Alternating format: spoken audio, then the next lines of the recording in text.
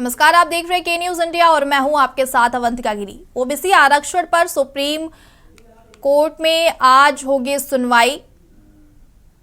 Supreme court में आज OBC आरक्षण को लेकर के होगी सुनवाई। दिल्ली निकाय चुनाव में सुप्रीम कोर्ट में आज होगी सुनवाई। यूपी सरकार ने हाईकोर्ट के फैसले को दी चुनौती।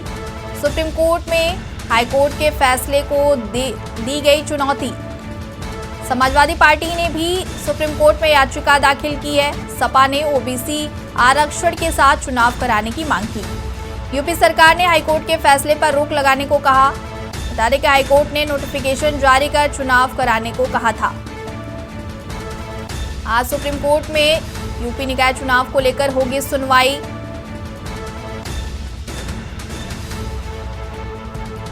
हाईकोर्ट ने नोटिफिकेशन जारी कर चुनाव कराने को कहा था। यूपी निकाय चुनाव मामले में सुप्रीम कोर्ट में आज होगी अहम सुनवाई। यूपी सरकार ने हाईकोर्ट के फैसले को चुनौती दी।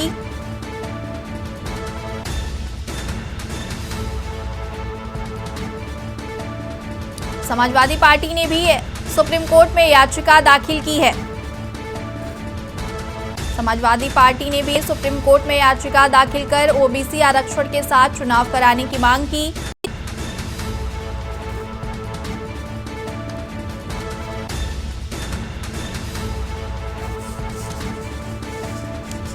इस खबर पर हमारे साथ ज्यादा जानकारी के लिए जुड़ रहे हैं रेजिडेंट एडिटर अमित दुबे दिल्ली से और हमारे साथ वरिष्ठ पत्रकार आलोक त्रिपाठी जी जुड़े हुए हैं। अमित जी, सीधा आपके पास आना चाहेंगे। आज सुप्रीम कोर्ट में यूपी निकाय चुनाव को लेकर सुनवाई होनी है। क्या कुछ सुनवाई में सामने निकल कर आ सकता है, क्योंकि काफी लंबा वक्त बीत चुका है? जी बिल्कुल, देखिए यूपी सरकार ने पहले ही स्पष्ट कर दिया था कि बिना आरक्षण के जो है वो निकाय चुनाव नहीं होगा, और क्योंकि हाई कोर्ट का डिसीजन था, जाहिर तौर पे सुप्रीम कोर्ट एक विकल्प था जहां यूपी सरकार पहुंची। और जो यूपी सरकार की तरफ से सॉलिसिटर जनरल तुषार मेहता ने दलील रखी थी कि मामले की सुनवाई जल्द की जाए, सुप्रीम कोर्ट ने न सिर्फ उसे स्वीकार किया बल्कि आज सुनवाई होने वाली है। और जाहिर तौर पे सरकार जो सुप्रीम कोर्ट गई है, इसके साथ साथ ही समाजवादी पार्टी भी सुप्रीम कोर्ट गई है, क्योंकि यूपी में एक बड़ा तबका जो है वो ओबीसी से आता है। खासतौर 50% ज्यादा आबादी जो है ओबीसी पे आधारित है, और जाहिर तौर पे इसका एक वोट बैंक पे एक बड़ा असर देखने को मिलेगा। और ये एक बड़ी वजह मानी जा रही है कि क्योंकि सरकार गई थी, उसके बाद भी समाजवादी पार्टी जो है सुप्रीम कोर्ट का दरवाजा खटखटाती, और दोनों एसएलपी पे आज मामले को लेकर सुनवाई होनी है। सुप्रीम कोर्ट क्या कुछ डिसीजन देता है वो देखना होगा, लेकिन इसमें कोई दो राहें नजर नहीं आती कि जिस तरह से विपक्ष खासतौर पे बीजेपी पे हमलावर हुआ है हाई कोर्ट के डिसीजन के बाद, और विपक्ष का साफ तौर पे कहना था कि सरकार ने सही दलीलें नहीं रखी, सही पक्ष नहीं रखा। हालांकि सरकार जरूर इस बात को भले ही ना माने, लेकिन विपक्ष जो है वो इसे लगातार खासतौर पे यूपी योगी सरकार पे हमलावर है। और ऐसे में क्योंकि 2024 का लोकसभा चुनाव होना है, और ओबीसी आरक्षण जो है उस पे एक बड़ा प्रभाव जो है कहीं ना कहीं 2024 के चुनाव पर ओबीसी आरक्षण का दिखेगा। और यही वजह है, चाहे सरकार हो या समाजवादी पार्टी हो या अन्य पार्टियां जो भले ही सुप्रीम कोर्ट ना गई हो, लेकिन मीडिया के जरिए, अन्य के जरिए, ट्वीट के जरिए, सोशल मीडिया के जरिए लगातार संदेश देने की कोशिश कर रही है कि आखिरकार वे लोग ओबीसी के कितने बड़े हितैषी हैं। जी बिल्कुल। और अमित जी, जिस तरीके से 760 जो नगर निकाय में ये चुनाव होने हैं, और कहीं न कहीं जो दावेदार थे उनके बीच में उत्साह था, जो अब संशय बन चुका है। देखिए, क्योंकि आरक्षण का मामला था, खासतौर जब हाई कोर्ट पहुंचा, जिस वजह से मामला जो है वो लेट हो गया।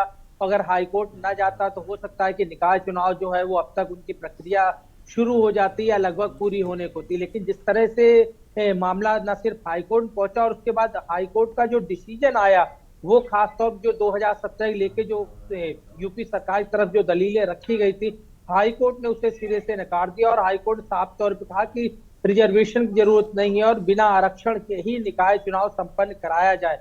और ऐसे में यूपी सरकार की भी कहीं ना कहीं मजबूरी भी मान सकते हैं कि बिना आरक्षण के खासतौर पे निकाय चुनाव जो है अगर यूपी सरकार कराती, तो जिसकी मैं बात कर रहा हूं कि 2024 में इसका एक बड़ा प्रभाव जो है न सिर्फ उत्तर प्रदेश में बल्कि पूरे देश में देखने को मिलता। और जो विपक्ष सीधा सीधा आरोप लगा रहा है कि बीजेपी जो है वो आरक्षण विरोधी है, और खासतौर पर ओबीसी की बात करें या इससे पहले अन्य की बात करें, आरक्षण लेके बीजेपी जो है वो लगातार, बीजेपी की मंशा ठीक नहीं है।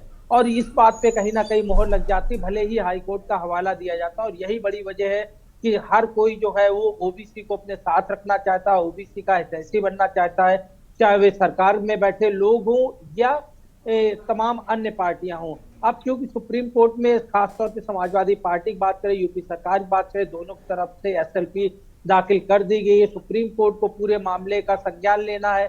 न सिर्फ हाईकोर्ट ने जिस आधार पर डिसीजन दिया है उसे सुप्रीम कोर्ट देखेगा, बल्कि सुप्रीम कोर्ट इसमें आखिरकार क्या ओबीसी आरक्षण को बरकरार रखा जा सकता है, क्या 2017 या अन्य किसी आधार पे जो दलीलें रखी जाती है सुप्रीम कोर्ट में उससे सुप्रीम कोर्ट संतुष्ट होता है। एक बड़ा सवाल है, लोगों की निगाहें जो है वो कहीं ना कहीं सुप्रीम कोर्ट पे लगी हुई है कि आखिरकार ओबीसी आरक्षण को लेकर निकाय चुनाव में सुप्रीम कोर्ट की क्या कुछ टिप्पणी होती है। जी बिल्कुल। और अमित जी, जिस तरीके से ये पूरा वोट बैंक का मामला है, कोई भी पार्टी ओबीसी जो ओबीसी कोटे के लोग हैं उनको नाराज नहीं करना चाहती। और सीधा हम चलेंगे वरिष्ठ पत्रकार जो हमारे साथ जुड़े हुए हैं, अमित त्रिपाठी जी। अमित त्रिपाठी जी, क्या कुछ लग रहा है कि अभी कितना और वक्त लगेगा सुप्रीम कोर्ट में, आज क्या सुनवाई में फैसला हो सकता है? जी अवंतिका जी, देखिए जिस तरह से अभी अमित जी ने बताया कि जो है ये सब वोट बैंक की राजनीति है, और सरकार चाहती है, आज सरकार भी अपना पक्ष रखेगी, कहेगी जो है कोर्ट आरक्षण प्रक्रिया के बाद ही चुनाव कराए। वहीं सरकार ये दिखाना चाहती है कि ओबीसी का सबसे बड़े हमदर्द जो है वो हम हैं। वहीं विपक्ष ने भी अब उस पर हमला करना शुरू कर दिया है, विपक्ष भी कोर्ट पहुंच गया है, क्योंकि टोटल वोट बैंक की राजनीति हो रही है कि कैसे सिद्ध किया जाए कि ओबीसी के सबसे बड़े शुभचिंतक हम हैं। ये मेन मुद्दा हो गया है, और उसी को लेकर के चाहे कोर्ट का मामला हो, वरना अब तक चुनाव काफी कुछ प्रक्रिया आगे पहुंच चुकी होती है।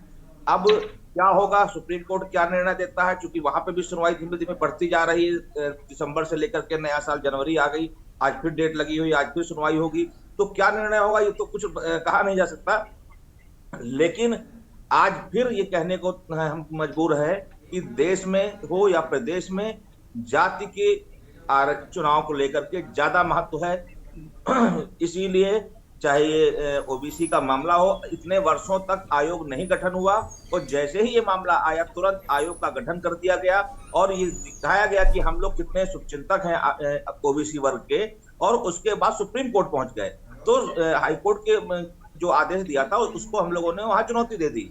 तो अब सुप्रीम कोर्ट क्या निर्णय करेगा ये तो वही कोर्ट जाने, लेकिन पूरे प्रदेश में इस समय आरक्षण को लेकर के एक मुहिम चली हुई है, और ये चाहे समाजवादी पार्टी हो, विपक्ष हो या भाजपा की सत्तारूढ़ पार्टी हो, सभी ये सिद्ध करना चाहते हैं कि हम आपके सबसे ज्यादा शुभचिंतक हैं, और आपका हम जो सपोर्ट करेंगे, हम जो आपको जो आरक्षण जो फायदा पहुंचाने का प्रयास करेंगे वो कोई और नहीं करेगा। और ये मामला अब कोर्ट के पहुंच गया है, कोर्ट क्या निर्णय देगा ये आज पता चलेगा। जी बिल्कुल। और अमित जी, हम ये भी जानना चाहेंगे कि जिस तरीके से ये पूरा जो निकाय चुनाव में देरी हो रही है, और जो प्रत्याशी उनको कहीं ना कहीं समय भी मिल चुका है, लेकिन उनके बीच कहीं ना कहीं हताशा है, निराशा है, क्योंकि उन्होंने काफी खर्च कर दिए चुनाव प्रचार प्रसार को लेकर के। जी देखिए, वैसे तो कहते हैं कि जितना ज्यादा समय मिलेगा प्रत्याशियों को उतना ही अच्छा होता है, लेकिन दूसरी तरफ इसका जो नुकसान है वो ये है कि जब जितना ज्यादा देर से चुनाव चलता है उतना ही प्रत्याशियों के खर्चे बढ़ जाते हैं, प्रत्याशियों से लोगों की उम्मीदें बढ़ने लगती हैं।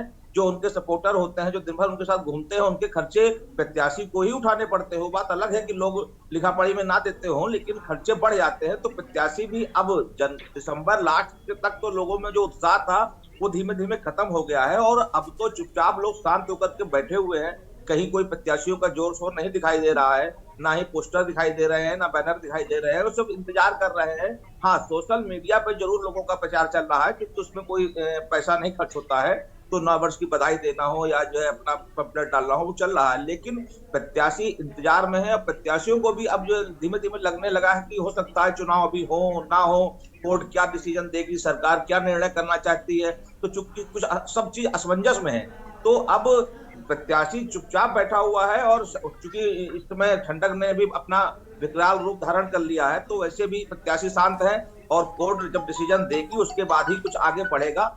तो अभी कुछ कहना मुश्किल है कि कोर्ट क्या करेगी। अब मई में चुनाव होगा कि पहले हो जाएगा, तो इसलिए प्रत्याशी भी सोच रहे हैं कि कोर्ट का डिसीजन आ जाए उसके बाद ही करते हैं। हो सकता है चुनाव प्रक्रिया बदल जाए, चुनाव की आरक्षण प्रक्रिया है वो बदल जाए।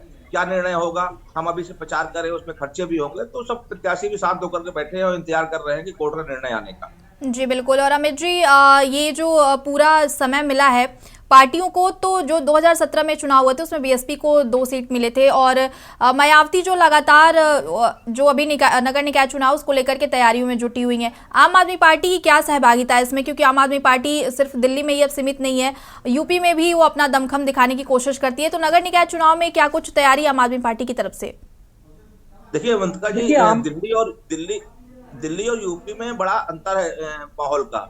दिल्ली में आम आदमी पार्टी ने बहुत चीजें। आलोक जी, ये मेरा सवाल अमित जी से था, माफ करिएगा, ये सवाल अमित जी के लिए है। जी देखिए, सबसे बड़ी चीज अगर आम आदमी पार्टी की बात करें तो संजय सिंह जो कि आम आदमी पार्टी के यूपी प्रभारी हैं, लगातार जो है यूपी में हमने देखा था कि किस तरह से जगह जगह मीटिंग कर रहे थे, बाकायदा उसके लिए छोटी छोटी सभाएं कर रहे थे, चाहे पश्चिमी यूपी की बात करें या अन्य जगह की बात करें।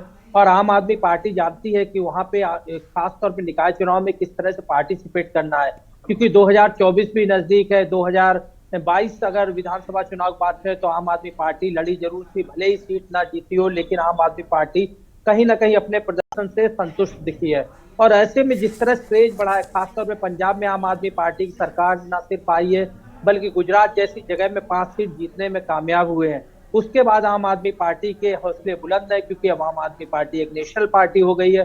और जाहिर तौर पर संजय सिंह जो कि आम आदमी पार्टी के यूपी प्रभारी हैं, वो लगातार इस चीज को लेकर मॉनिटरिंग कर रहे हैं, लोगों के साथ मुलाकात कर रहे हैं, लोगों से बात कर रहे हैं, निकाय चुनाव की तैयारी कर रहे हैं जोर शोर से।